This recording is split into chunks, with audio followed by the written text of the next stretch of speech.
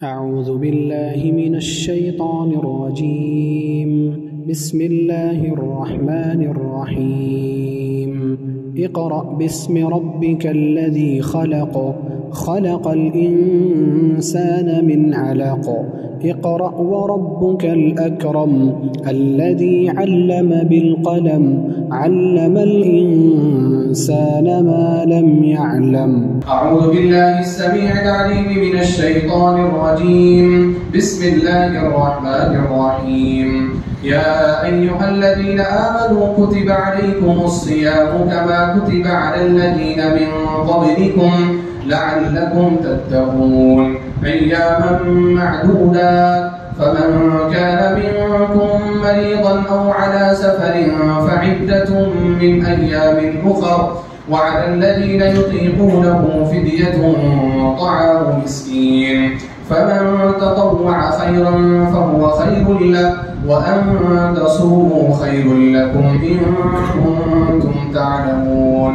شهر رمضان الذي أنزل فيه القرآن هدى للناس وبينات من الهدى والفرقان فمن شهد منكم الشهر فليصم ومن كان مريضا أو على سفر فعدة من أيام أخر يريد الله بكم اليسر ولا يريد بكم العسر ولتكملوا العدة ولتكبروا الله على ما هداكم ولعلكم تشكرون.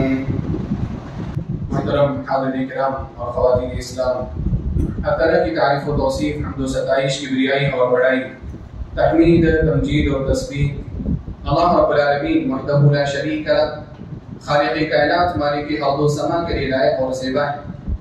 درود اور سلام نازل ہو اس دنیا فانی کی طرف بھیجے گئے تمام انبیاء اور رسول پر بے رحموں، اور بالخصوص ہمارے نبی جناب محمد رسول اللہ صلی اللہ علیہ وسلم پر اللہم صلی وسلم مبارک علیہ۔ حضرات گرامی، رمضان المبارک کا مہینہ چل رہا ہے اور اس ماہ مبارک کا یہ پہلا جمعہ ہے۔ پہلے جمعہ کی مناسبت سے میں نے مناسب سمجھا کہ صوم یعنی روزہ، اس کے چند اہم مسائل آپ کے سامنے ذکر کر دیے جائیں تاکہ ہماری عبادت جو ہے وہ اللہ کے رسول صلی اللہ علیہ وسلم کے بتائے ہوئے طریقے کے مطابق انجام پائے، کیونکہ کوئی بھی عبادت اس وقت تک اللہ رب العالمین کے یہاں قابل قبول نہیں ہو سکتی جب تک کہ اس کے اندر دو چیزیں نہ پائی جائیں۔ پہلی چیز ہے اخلاص اور دوسری چیز ہے نبی صلی اللہ علیہ وسلم کی سنت کی موافقت۔ اگر اخلاص نہیں رہا تب بھی عبادت قبول نہیں ہوگی، اور اگر عبادت نبی صلی اللہ علیہ وسلم کے طریقے پر انجام نہیں دی گئی تب بھی وہ عبادت قابل قبول نہیں ہوگی۔ اسی وجہ سے مناسب سمجھا گیا کہ روزہ کے چند اہم مسائل آپ کے سامنے ذکر کر دیے جائیں۔ روزہ کے چند اہم مسائل کو ذکر کرنے سے قبل میں روزے کی فرضیت پر تھوڑی گفتگو کرنا چاہتا ہوں، اور اس کی وجہ یہ ہے کہ آج ہمارے یہاں روزہ چھوڑنے والوں کی کثرت ہوگی۔ جیسے لوگ نمازیں چھوڑا کرتے ہیں، جیسے لوگ حج چھوڑ دیتے ہیں، جیسے لوگ زکوٰۃ چھوڑ دیتے ہیں، ویسے بہت سارے لوگوں نے اب روزے کو چھوڑنا شروع کر دیا۔ یعنی جس طرح سے نماز کی فرضیت یا زکوٰۃ کی فرضیت ان کے یہاں اتنی زیادہ اہمیت نہیں رکھتی، اسی طرح سے رفتہ رفتہ اب ایسا ماحول بنتا چلا جا رہا ہے کہ رمضان المبارک کا مہینہ بھی ان کے یہاں اہمیت نہیں رکھتا۔ اس وجہ سے میں شروع میں روزے کی فرضیت کے تعلق سے چند اہم باتیں ذکر کرنا چاہتا ہوں۔ ہم سب کو یہ بات یاد رہنی چاہیے کہ اسلام کی 5 بنیادیں اللہ کے رسول صلی اللہ علیہ وسلم نے فرمایا، جیسا کہ عبداللہ بن عمر رضی اللہ تعالی عنہما کی روایت ہے، صحیح بخاری اور صحیح مسلم میں حدیث موجود ہے، بنی الاسلام علی 5، اسلام کی بنیاد 5 چیزوں پر رکھی گئی۔ شہادت اللہ الہ الا اللہ وان محمد رسول اللہ، اس بات کی گواہی دینا کہ اللہ سبحانہ و تعالیٰ کے علاوہ کوئی بھی معبود برحق نہیں، اور محمد صلی اللہ علیہ وسلم اللہ کے رسول۔ عقیدہ یہ سب سے پہلا بنیادی رکن۔ اس کے بعد نبی صلی اللہ علیہ وسلم نے عبادات کے تعلق سے چند اہم چیزیں بتائی، فرمایا وَإِقَامِ الصَّلَاةِ، نماز قائم کرنا، وَإِيتَاءِ الزَّكَاةِ، زکات ادا کرنا، وَصَوْمِ رمضان، اور رمضان المبارک کے روزے رکھنا۔ اللہ کے رسول صلی اللہ علیہ وسلم نے رمضان المبارک کے روزوں کو اسلام کی بنیاد قرار دیا۔ اس کا مطلب یہ ہے کہ اگر کوئی شخص رمضان المبارک کے روزے نہیں رکھتا وہ مسلمان ہی نہیں، کیونکہ اس کی بنیاد ہی محفوظ نہیں، اور بنیاد کے بغیر عمارت کا تصور نہیں کیا جا سکتا۔ آپ اگر زکات ادا کرتے ہو، آپ نماز پڑھتے ہو، لیکن اگر آپ روزہ نہیں رکھیں گے، آپ کا اسلام نہیں ہوگا۔ وصوم رمضان المبارک کا روزہ رکھنا فرض ہے، واجب ہے، ایسا نہیں ہے کوئی اختیاری مسئلہ ہے، رکھ دیا تو فائدہ ہے، نہیں رکھا تو گناہ بھی نہیں ہوگا۔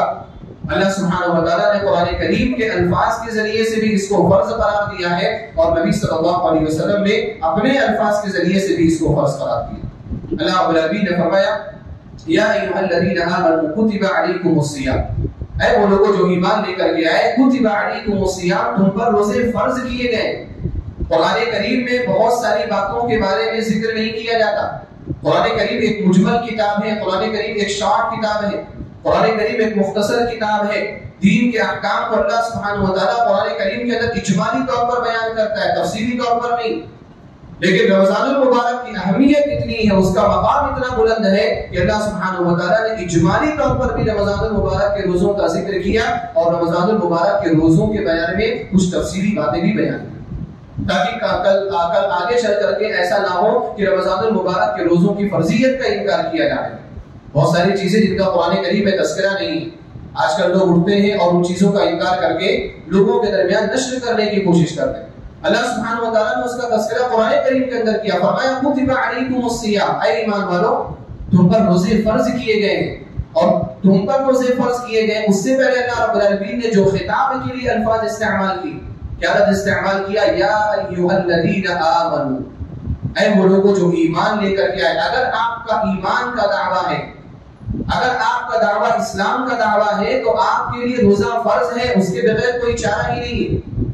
کما کتب علی الذین من قبلکم، اللہ رب العالمین نے آگے فرمایا کہ جیسا کہ تم سے پہلے والے لوگوں پر روزے فرض کیے گئے۔ ہر امت میں روزے فرض ہیں، جیسے ہر امت میں نماز فرض تھی، نماز 5 وقت کی ہو، 2 وقت کی ہو، 3 وقت کی ہو، 1 وقت کی ہو، وہ الگ بات، لیکن ہر امت میں نماز فرض ہے۔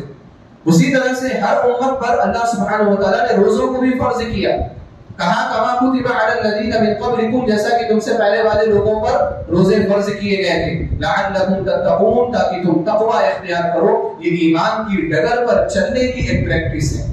آپ صراط مستقیم پر چلنا چاہتے ہیں، یہ ماہ مبارک ہے، آپ تجربہ کریں، آپ مشق کریں، آپ ایکسرسائز کریں، آپ اپنے آپ کو تقوی پر چلنے کے لیے تیار کریں۔ آگے کے جو مہینے آ رہے ہیں ان مہینوں میں صحیح زندگی گزارنے کے لیے آپ کے لیے بہت ساری چیزیں آسان ہیں۔ اللہ رب العالمین نے اس آیت کے ذریعے سے فرمایا کتب علیکم الصیام، کہ تم پر روزے فرض کیے گئے۔ لہذا ہم اگر مسلمان ہیں، ہم اگر مومن ہیں، تو ہم روزے کے بغیر نہیں رہ سکتے۔ ہر شخص، ہر بالغ مرد اور عورت پر روزہ فرض ہے، ہر بالغ مرد اور عورت۔ وہ جو بچیاں ہیں جو جوان ہو گئی ہیں، 13 سال ہو، 14 سال ہو، ان کے گھر والوں کے لیے ضروری ہے کہ ان کو روزے رکھیں، ان کے لیے بھی روزہ فرض ہے۔ بالغ ہونے کے بعد، بلوغت کے بعد روزے فرض ہیں، اور بچوں کے لیے بھی، اگر بچہ بالغ ہو گیا اس کے اوپر بھی اللہ سبحانہ و تعالیٰ نے روزے فرض کیے۔ یہ نہیں کہ یہ چھوٹے ابھی ان کو جانے تو بعد میں روزے رکھائیں، چھوٹے اس وقت تک ہیں جب تک کہ بالغ نہیں ہوئے، جب تک بالغ نہیں ہوئے وہ چھوٹے ہیں، آپ کو اختیار ہے، لیکن پریکٹس اس وقت بھی کرانی ہے۔ صحیح بخاری میں روایت ہے، صحابہ کرام اپنے بچوں کو پریکٹس کراتے تھے، تجربہ کراتے تھے روزے کا، اور ان کے چھوٹے چھوٹے بچے روزے رکھتے تھے، 7 سال 8 سال 9 سال کے بچے روزے رکھتے تھے۔ اور اگر ان بچوں کو روزہ رکھنے میں تکلیف ہوا کرتی تھی تو ان کے جو گھر والے ان کو کھلونے دے کر کے بہلاتے تھے، کھلونے دے کر کے بہلاتے تھے کہ تھوڑا وقت اور گزار لو، اب افطار کا وقت آنے والا ہے۔ اس طرح سے روزوں کی پریکٹس کروایا کرتے تھے۔ وجہ کیا تھی؟ وجہ یہ تھی کہ ان کو معلوم تھا کہ روزوں کا مقام کیا ہے۔ ہمارے ہاں بلوغت کے بعد بھی ہمارے بچے ایسے ہی گھوم رہے ہیں، ان کے اوپر روزہ فرض نہیں ہے، ہمارے والدین یوں ہی کہتے چلے جاتے۔ کتب علیکم الصیام سے مراد ہے ہر بالغ مرد اور عورت کوئی بھی ہو اس کے اوپر روزہ فرض ہے، اور اگر وہ روزہ چھوڑتا ہے وہ گناہ گار ہے۔ اللہ سبحانہ و تعالیٰ کے ہاں پکڑ، یہ جو قلم ہے، یہ قلم لکھنا کب شروع کر دیتا ہے؟ جب انسان بالغ ہو جاتا ہے۔ اللہ کے رسول صلی اللہ علیہ وسلم نے فرمایا رفع القلم عن ثلاث، 3 لوگوں سے قلم کو اٹھا لیا جاتا ہے۔ اس میں وعن الصبی، بچے سے قلم کو اٹھا لیا جاتا ہے، بچہ جب تک بالغ نہیں، جب تک کچھ بھی نہیں لکھا جاتا، لیکن جیسے بالغ ہوا حتی یحتلم، جیسے ہی بالغ ہوا اللہ رب العالمین اس کے اوپر فرشتوں کو متعین کر دیتا ہے۔ اب فرشتے اس کی اچھائیاں بھی لکھتے ہیں اور اس کی برائیاں بھی لکھتے ہیں، اس کی اچھائیوں کو بھی کاؤنٹ کیا جاتا ہے، اس کے گناہوں کو بھی کاؤنٹ کیا جاتا ہے۔ لہذا ضرورت اس بات کی ہے کہ ہم خود روزہ رکھیں، اور ہمارے گھر میں اگر بچے ہیں بلوغت تک پہنچ گئے ان کو بھی روزہ رکھیں۔ اور یہ روزہ چھوڑنے کا جو ماحول بنتا چلا جا رہا ہے اس کو ختم کرنا بہت ضروری ہے۔ اگر آپ کے گھر میں کوئی افراد ایسے ان کے ساتھ سختی کا معاملہ کرنا چاہیے، ان کو ڈانٹ ڈپٹ کرنی چاہیے، ان کو نصیحت کرنی چاہیے۔ نماز کے بارے میں اللہ کے رسول صلی اللہ علیہ وسلم نے تو بچوں کے ساتھ سختی کا معاملہ کرنے کا حکم دیا ہے۔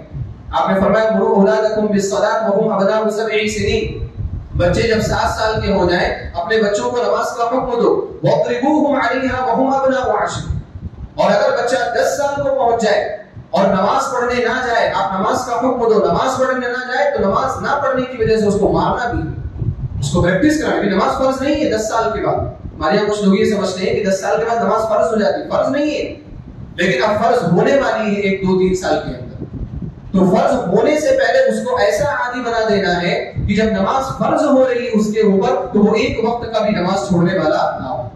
ہمارے یہاں تربیت کی کمی کی وجہ سے ماحول ایسا ہے کہ اکثر و بیشتر 95% بچوں کا معاملہ یہ ہے کہ بالغ ہونے کے بعد کئی سال گزر جاتے ہیں، نماز بھی وہ نہیں پڑھتے، روزے بھی نہیں رکھتے۔ پھر جب علم حاصل کرنے کے بعد، تھوڑا معلومات کرنے کے بعد ان کو ہوش آتا ہے تو پتہ چلتا ہے کہ میری زندگی کے 3 سال 4 سال ایسے گزر چکے ہیں کہ مجھے بتایا ہی نہیں گیا تھا کہ میرے اوپر روزے اور نمازیں فرض ہیں۔ 18 سال کے بچے 19 سال کے بچے آ کر کے کبھی کبھار بتاتے ہیں ایسے بچے کہ ہم کو تو بتایا ہی نہیں گیا کہ آپ کے اوپر روزہ فرض ہے، نماز فرض ہے، ایسا تھا کہ اختیاری ہے، رکھ لیا تو رکھ لیا، پڑھ لیا تو پڑھ لیا۔ ہم سب کی ضرورت ہے، ہم سب کے لیے ضروری ہے کہ ہم اپنے بچوں کو یہ ساری چیزیں سکھائیں۔ اگر بالغ ہو گئے تو ان کو نماز کی بھی پابندی کرائیں اور ان کے اوپر روزہ بھی فرض ہے، روزے کی بھی پابندی کرائیں۔ اور جو لوگ روزہ چھوڑتے ہیں ان کے لیے اللہ کے رسول صلی اللہ علیہ وسلم نے سخت وعید بیان فرمائی۔ مستدرک حاکم کی روایت امام نسائی رحمہ اللہ نے اپنی کتاب السنن الکبریٰ میں اس روایت کو بیان کیا ہے۔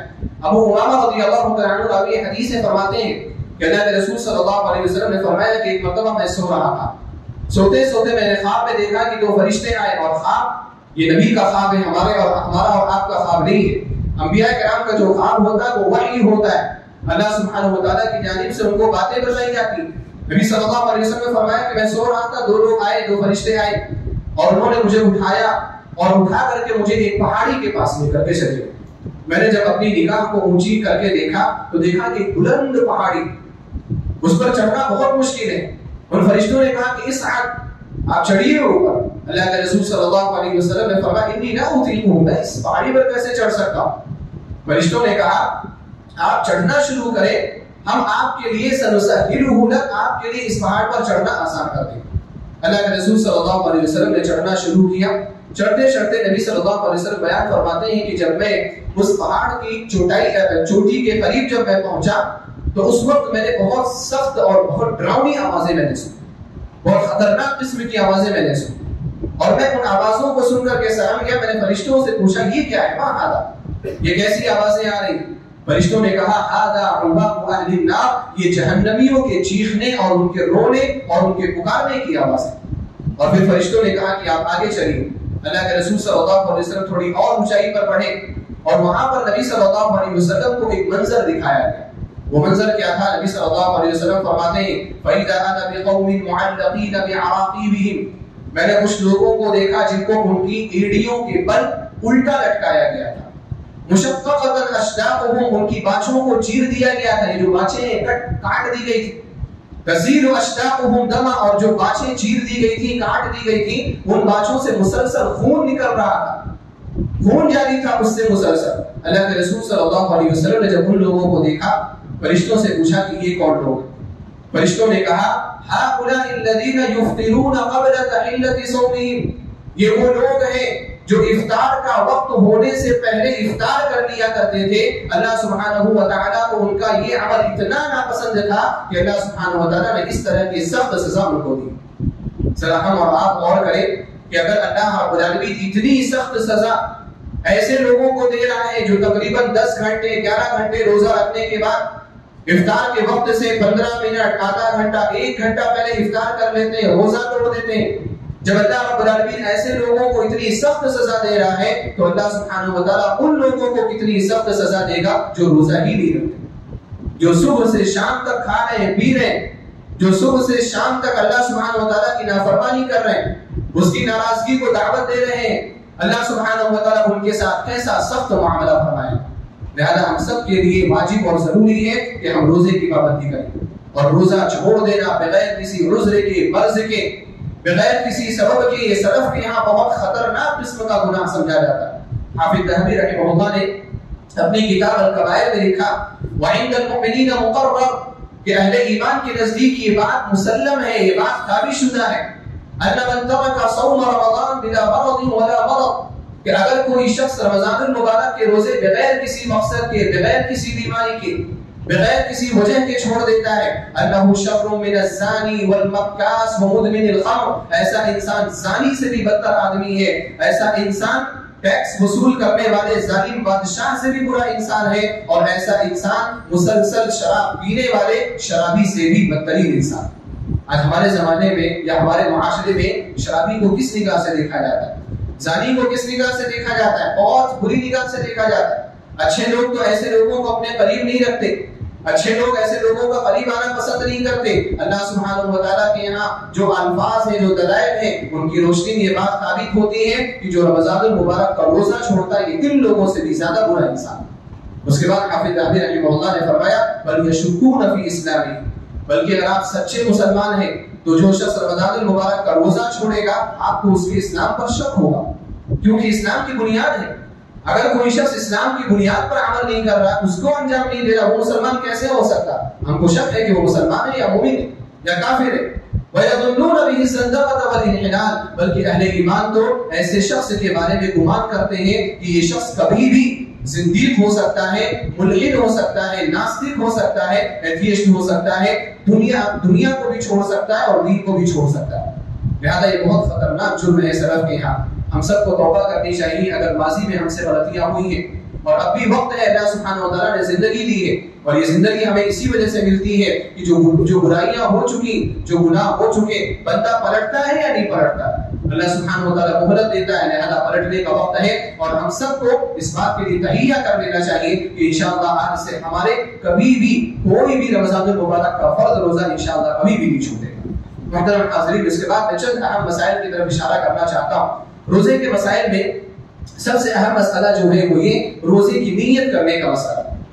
کوئی بھی روزہ ہو، فرض اگر روزہ ہے تو اس کے لیے فجر سے پہلے آپ کی نیت کا ہونا ضروری، اور فجر سے پہلے نیت کے ہونے کا معنی یہ نہیں کہ فجر سے پہلے بالکل متصل پہلے۔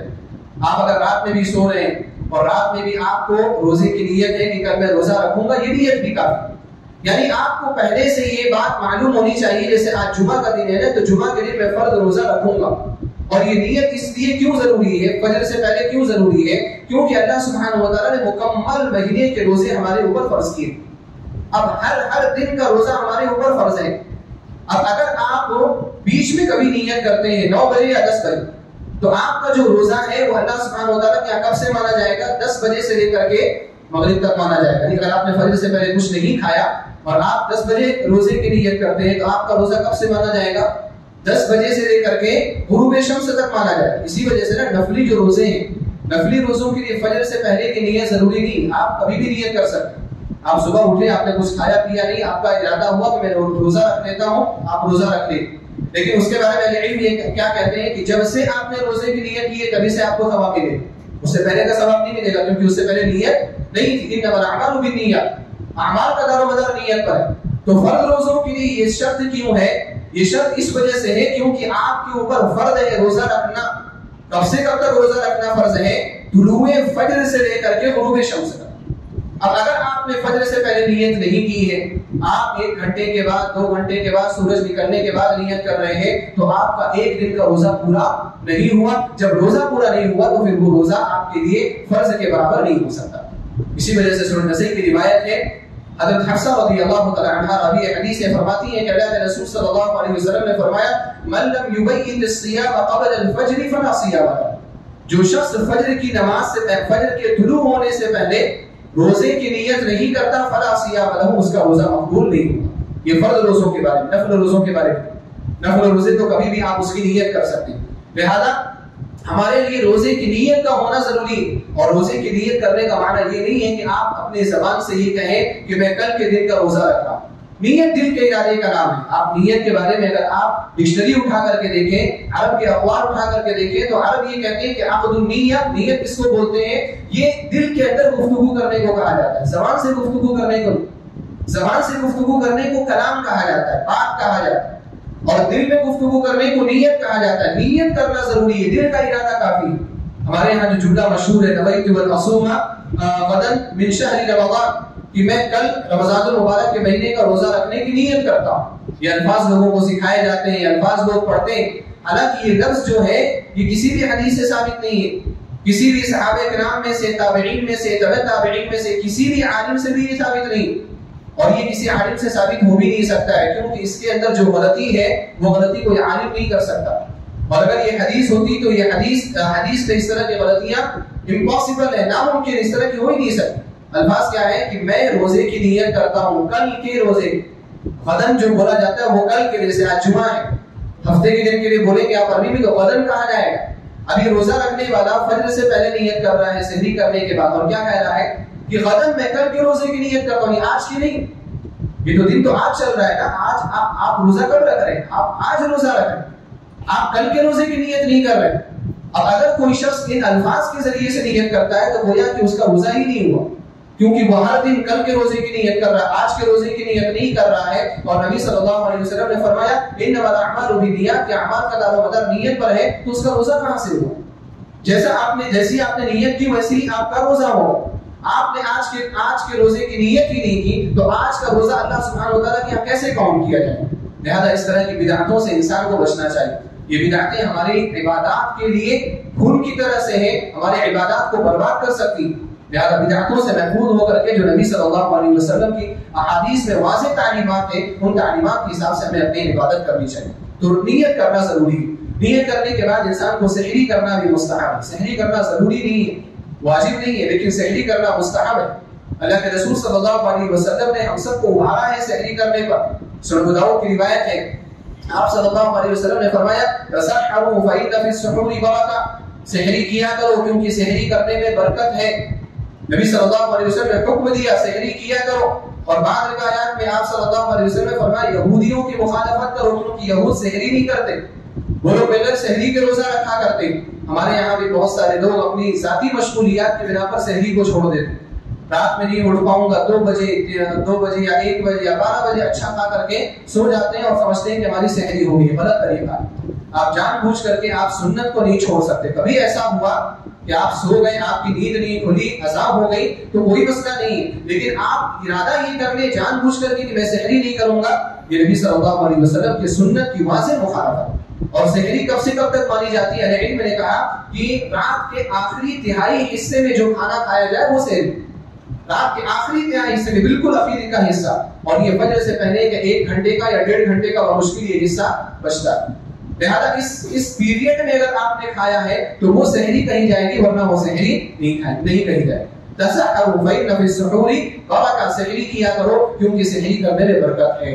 اور نبی صلی اللہ علیہ وسلم نے یہ جو حکم دیا، میں نے ذکر کیا کہ واجب نہیں ہے، فرض نہیں، شرط نہیں. اور یہ بات اس لیے بتانی ضروری ہے کیونکہ ہمارے یہاں بہت سارے لوگوں کا گمان ہے کہ اگر سحری نہیں کیے تو ہمارا روزہ بھی نہیں ہوگا، اگر سحری نہیں کیے تو روزہ بھی نہیں ہوگا. کچھ لوگ اگر سحری نہیں کرتے وہ روزہ بھی نہیں رکھتے اگلے دن کا. یہ چیز غلط ہے. آپ نے سحری اگر نہیں کیا تو وہ کوئی واجب اور شرط والی چیز نہیں ہے. وضو کی طرح سے، جیسے وضو کے بغیر نماز نہیں ہوتی، لوگوں نے ویسا سمجھ رکھا کہ اگر آپ وضو کریں گے تو نماز ہے، نہیں وضو کریں گے تو نماز نہیں. ایسا نہیں ہے.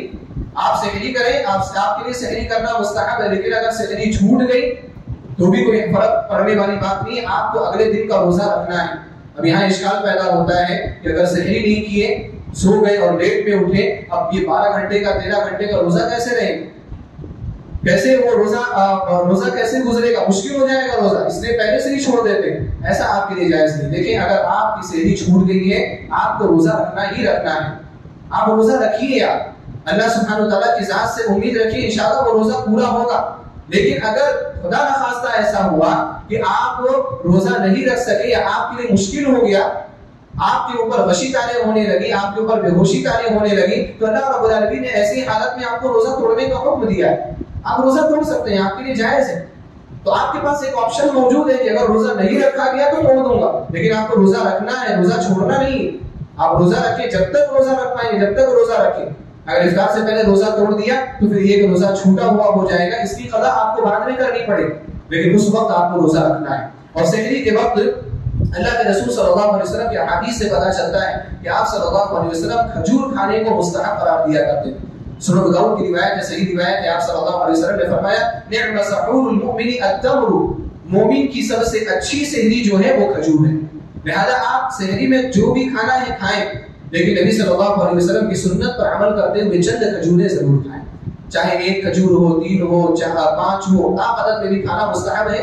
تو طاقت میں جتنی کھجوریں آپ کھا سکتے ہیں اتنی کھجوریں کھائیں. نبی صلی اللہ علیہ وسلم کی سنت بھی ہے اور طبی اعتبار سے اس میں بڑے فوائد بھی. اور سحری کے وقت انسان جب سحری کرے تو سب سے اخیر میں سحری کرنا مستحب ہے. یعنی آپ سحری کر کے فارغ ہوں اور یہاں پر اذان شروع ہو جائے، ایسے سحری کرنا یہ مستحب ہے. نبی صلی اللہ علیہ وسلم بالکل اخیر میں سحری کیا کرتے تھے. لیکن اگر سحری کرتے ہوئے کبھی ایسا ہو جائے کہ آپ نے ابھی اذان نہیں ہوئی، آپ نے کوئی گلاس اٹھایا، آپ کے کھانے میں کچھ، آپ کے پلیٹ میں کچھ کھانا ہے، تو ایسی صورت میں آپ کو اجازت دی ہے شریعت نے کہ آپ وہ حصہ پورا کر سکتے ہیں. اللہ کے رسول صلی اللہ علیہ وسلم نے فرمایا کہ اگر تم میں سے کوئی شخص برتن میں سے کھا رہا ہو اور اذان ہو گئی والاناء علی یدہ، اور برتن اس کے ہاتھ میں ہے، فلیقضی حاجتہ، تو وہ اس برتن سے اپنی ضرورت پوری کر لے. یعنی آپ اس برتن کو ضائع نہ چھوڑیں. مثال کے طور پر آپ نے گلاس اٹھایا پانی پینے کے لیے، آپ نے 1-2 گھونٹ آپ نے پانی پیا اور اذان شروع ہو. اب یہ پانی اگر آپ رکھ دیں گے تو یہ پانی کیا ہوگا؟ ضائع ہو جائے گا. کوئی دوسرا تو پیے گا نہیں، آپ اس کو واٹر میں اٹھا کر کے رکھیں گے بھی. تو لہذا ضائع ہونے سے بہتر ہے کہ آپ اس کو پییں.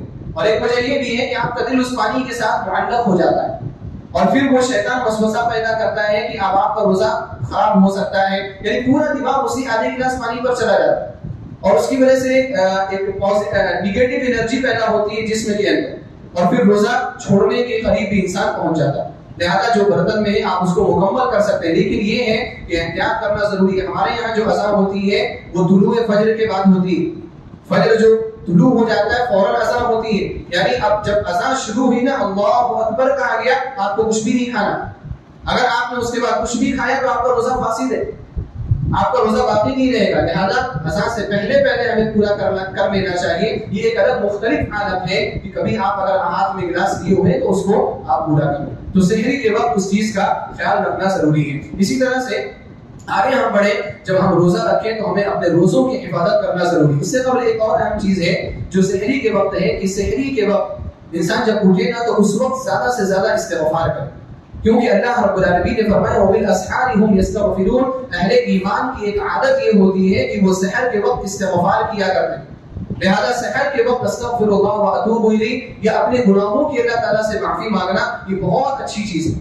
اللہ رب العالمین اس وقت آسمان دنیا پر نزول فرماتا ہے اور لوگوں کے گناہوں کو معاف کرتا ہے. لہذا اس چیز کا خیال رکھنا ضروری ہے. آگے ہم بڑے، اپنے روزوں کی حفاظت کرنا ضروری ہے. روزوں کی حفاظت آپ ان چیزوں سے بھی کریں جن چیزوں سے روزہ ٹوٹ جاتا ہے، ان چیزوں سے بھی کریں جن چیزوں سے روزہ مکروہ ہو جاتا ہے. کن چیزوں سے روزہ ٹوٹ جاتا ہے؟ کھانے پینے سے روزہ ٹوٹ جاتا ہے. اسی طرح سے وہ چیزیں جو کھانے پینے کے مفہوم میں ہیں ان سے بھی روزہ ٹوٹ جاتا ہے. کھانے پینے کے مفہوم سے مراد جیسے مثال کے طور پر آپ ناک میں ڈراپ ڈال رہے ہیں اور وہ حلق تک پہنچ رہا ہے، تو ایسی ساری چیزیں جو حلق تک آپ کے پہنچے، وہ دوائیاں اور اسی طرح سے وہ انجیکشن جو آپ کی طاقت کے لیے انجیکشن جو دیا جاتا ہے، یہ سب کھانے اور پینے کے مفہوم ہے.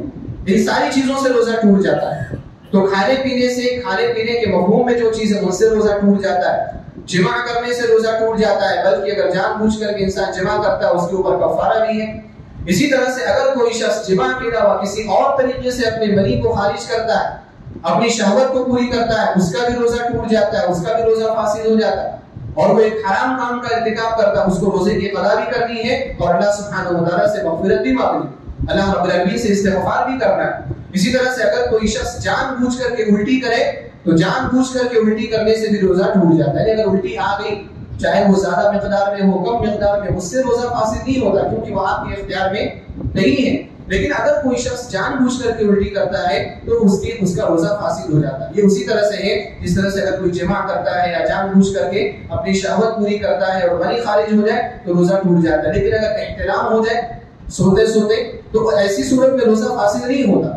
قے کو بھی اسی طرح سے آپ سمجھیں گے، قے اگر خود سے ہو جائے تو اس سے روزہ آپ کا نہیں ٹوٹتا، لیکن اگر آپ جان بوجھ کر کے قے کریں گے تو اس سے آپ کا روزہ فاسد ہو جائے گا. کچھ اور بھی چیزیں ہیں جن سے روزہ فاسد ہو جائے گا. وقت بہت مختصر ہے اور مسائل بہت زیادہ ہیں، سارے مسائل کو میں بیان نہیں کر سکتا، لیکن جن چیزوں سے روزہ مکروہ ہوتا ہے ان کو بھی میں ذکر کرنا چاہتا ہوں. لڑائی جھگڑا کرنے سے روزہ مکروہ ہوتا ہے، گالی گلوچ کرنے سے آپ کا روزہ مکروہ ہوتا ہے. مکروہ ہونے کا معنی یہ ہے کہ آپ کے ثواب میں کمی آ جائے. آپ کا روزہ تو پورا ہو جائے گا لیکن آپ کے ثواب میں کمی ہو جائے گی. نبی صلی اللہ علیہ وسلم نے فرمایا اگر کوئی شخص آپ سے جھگڑا کرے تو آپ کہہ دیں کہ بھائی میں روزے سے ہوں, آپ مجھ سے جھگڑا نہ کریں. فَإِنِ امْرُؤٌ سَابَّهُ أَوْ قَاتَلَهُ فَلْيَنْظُرْ إِنِّي صَائِمٌ, میں روزے سے ہوں, اپنے آپ کو اس سے الگ کر لیجیے.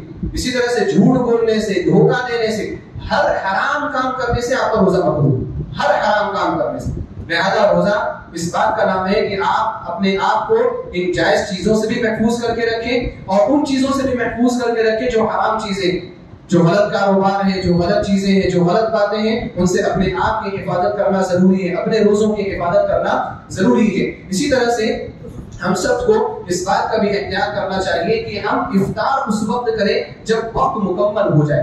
سورج ڈوبا آپ افطار کریں. اللہ کے رسول صلی اللہ علیہ وسلم نے فرمایا لا يزال الناس بخير ما عجلوا الفطر, لوگ جب تک افطار میں جلدی کریں گے. جلدی کرنے کا معنی کیا ہے؟ جلدی کرنے کا معنی یہ کہ وقت ہو جائے فوراً افطار کریں, تاخیر نہ کریں.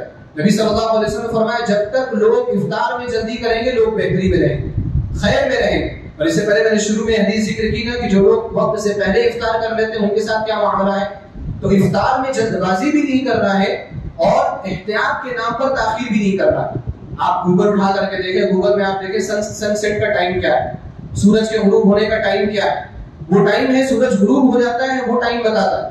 اب اس ٹائم کے بعد آپ فوراً افطار کر لیجیے. اس کے بعد اگر آپ 5 منٹ 6 منٹ 10 منٹ روکتے ہیں تو یہ نبی صلی اللہ علیہ وسلم کی سنت کے خلاف ورزی ہے اور امت یہ کبھی بھی خیر میں نہیں رہ سکتی. افطار بھی جب ہم کریں, نبی صلی اللہ علیہ وسلم کی سنت ہے کہ چند کھجوروں سے ہم افطار کریں.